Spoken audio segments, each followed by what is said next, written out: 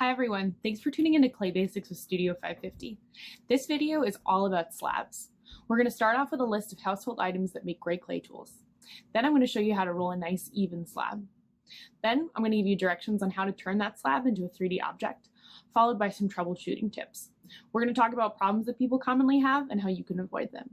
And then the last thing I'm going to show you is some ideas and cool projects that'll kind of get your mind going. The tools that you'll need for slab building include something to cut the clay with, a butter knife works fine. A plastic gift card makes a great smoothing tool. 4 or 5 toothpicks taped together make a great scratchy tool. Some slip for attaching, and a rolling pin if you have one. If you don't have a rolling pin, a glass bottle with straight sides and newspaper along the side works really well. A soda can also work if it's full, but it's not ideal because it's not quite long enough. I also like to keep newspaper handy. If you put your projects on top of your newspaper, you can turn it without having them get stuck to the table. And 2 skewers work really well to keep your slabs nice and even. You'll see what I mean next. The first step to rolling a slab is to flatten out your block of clay. You want it to be about 1 inch thick, no thicker than that, otherwise it's going to be really hard to roll out. And you can do that by slapping it between your hands or throwing it down on the table. I'm not going to because mine's going to shake too much. So once your slab or your chunk of clay is fairly flat, then you can start rolling it out. I always roll front and back, and then I turn my piece of clay after it's thinned out a little bit, because that's going to help it stay nice and strong. We want to stretch the clay in a couple different directions so that it doesn't get too weak. Now is when the skewers come into play. As the clay gets thinner, you want to make sure that it's not too thin on one side and thick on the other. So the skewers are nice because they're going to prevent the clay from getting any thinner than the thickness of the skewer.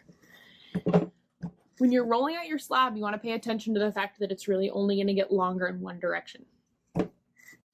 I mentioned before that a soda can doesn't really work as well as a rolling pin, and that's because it's too narrow.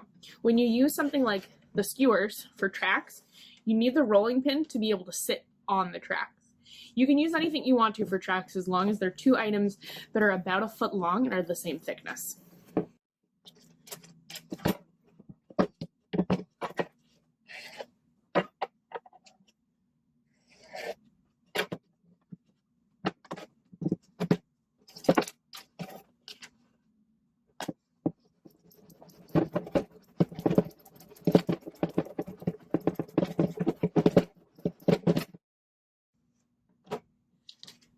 Once you have your piece of clay rolled out, now it's time to start compressing it. This is a really important step. So you're going to use your plastic card and move it with the edge flat against the clay in a diagonal pattern first, then going diagonal in the other direction,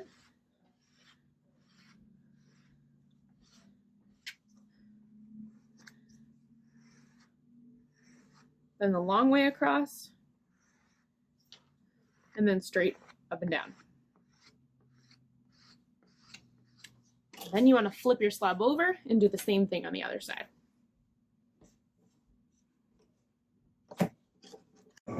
Once your slab is compressed on both sides, now it's time to start thinking about construction.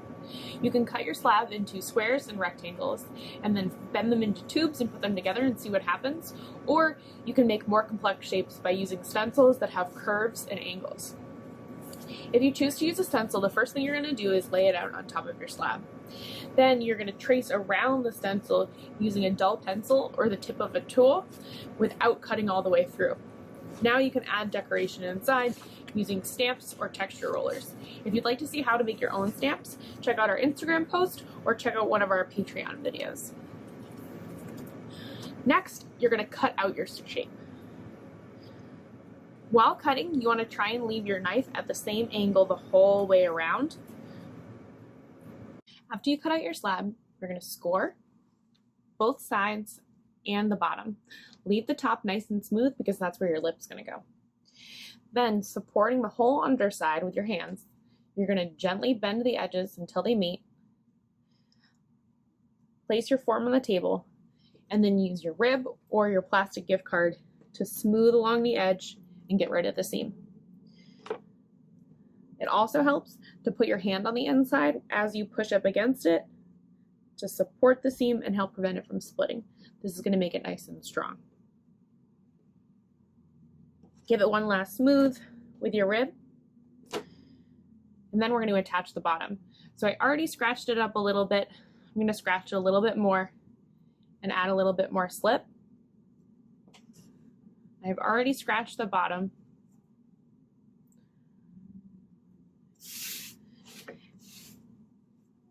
Now I'm going to place my cup on the newspaper so that I can spin it as I push gently and compress the bottom into the cup.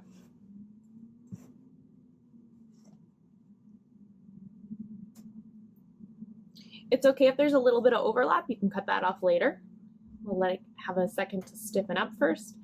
And I'm going to make sure that the rim is nice and round before I set it off to the side to get a little bit stiffer. Experimenting with different sizes and shapes is a great thing to do with stencils. You can create your own stencils by tracing circular objects from around the house. Save the shapes that you really like by tracing them onto manila folders or onto cardstock. That paper lasts a lot longer and it's much more durable. You can also make some really cool slab projects using molds. I'm going to use a football as a mold today. You could totally just use a plate from your kitchen though. You don't have to get this crazy. So I'm going to take my flat piece of clay, which I've already cut into a nice even shape, and I'm going to lay it across the mold and then apply slight pressure from the top. You'll notice that there's a piece of saran wrap in between my mold and the piece of clay. That's because I don't want the clay to stick to the mold, or because it's not my football, I don't want to ruin the mold. Now I'm going to let this sit for a little while until it stiffens up. My project's been sitting for a little while now, and now it's stiff enough to hold its own shape. I've also added a ring to the bottom so that when I flip it over, it's not going to wobble back and forth on the table. So I'm going to gently take it off, flip it, peel away any plastic that sticks, and then I'm done. Another project that I had set aside earlier to stiffen up was this cup. The last thing I want to do to it is smooth out the rim, make sure that it's nice and round, get rid of any little cracks, and make sure that it's nice and strong. I also want to double check and make sure that it's nice and round. On the inside, there's still scratch marks. So I'm going to take the smooth side of my tool and run along the inside, along the seam, to get rid of any bumps and scratch marks in there. I'm going to check the outside seam, run along it one more time with my tool, and I think I'm done. Now we're going to talk about some of the problems that you might run into while working with slabs and how to avoid them. So first I'm going to show you a well-finished slab cup so you have something to compare it to. There's a nice transition from the side into the foot, nice and smooth, and you can't see the seam, which means that it's well sealed. The sides are nice and smooth, and you can't tell where the seam is very easily unless you're holding it in your hand. The rim is also nice and smooth and round, and the cup on the bottom is nice and smooth and even as well. If your cup is really rough on the bottom, that's a good place for bacteria to collect in between uses, so try and keep it nice and smooth. The first two cups I have in front of me don't necessarily have flaws, they just have construction choices that need to be purposeful. So the first one is a thick slab. Thick slabs can be great if you're having a hard time keeping control of a thin slab, or if you're new to slab building in general. You just want to make sure that you thin out the lip of a thick slab so it's not super heavy visually. So I just used a little sponge to get the rim damp, and now I'm going to gently pinch as I turn the cup, and that's just going to thin it out a little bit and make it a little bit more comfortable to use. So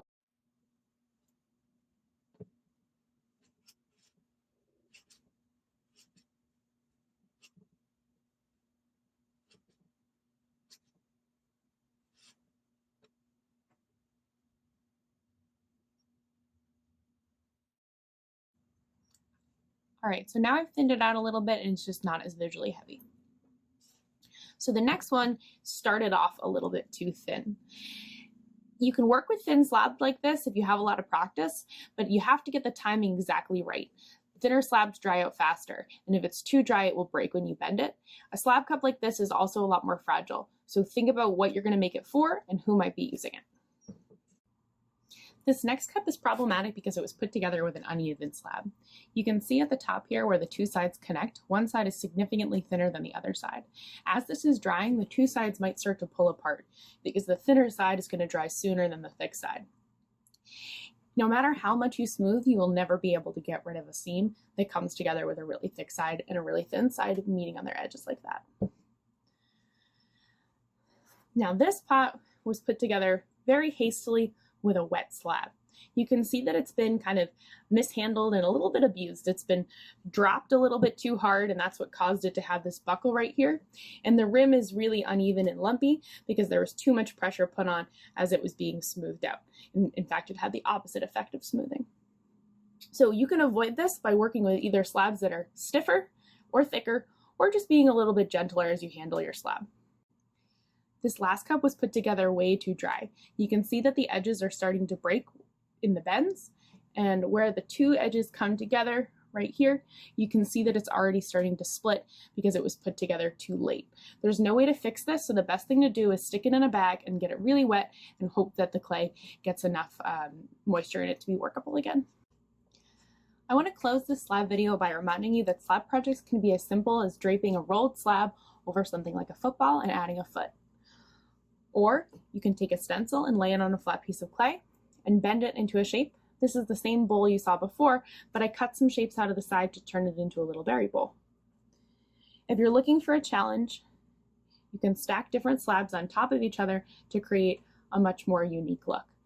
Play with different shapes at home using paper, tape them together, and see what it's going to look like before you translate it into clay. But slabs are a great way to experiment and have some fun and make some useful objects. So enjoy!